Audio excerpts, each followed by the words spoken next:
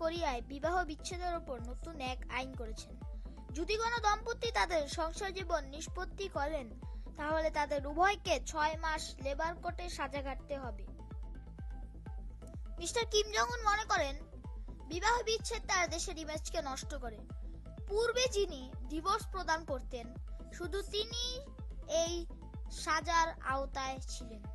করোনার পর আর্থিক দৈন্যতার কারণে বিবাহ বিচ্ছেদ বেড়ে যায়, তাই আইনটি আরো কঠোর করেন। ব্যক্তি স্বাধীনতা উত্তর কোরিয়ায় কঠোর থেকে কঠোর হচ্ছে। সম্প্রতি উত্তর কোরিয়ানদের খাদ্য তালিকা থেকে হটডগ নিষিদ্ধ করেছেন। ওয়েস্টার্ন কালচার অনুপ্রবেশ ঠেকাতে হটডগ বিক্রি নিষিদ্ধ করেন।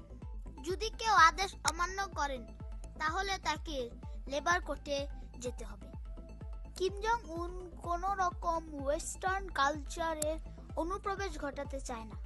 ব্যক্তিগত জীবন ও খাদ্য চাহিদা তালিকায় ব্যাঘাত ঘটানোর মধ্যে অন্যতম নর্থ কোরিয়া।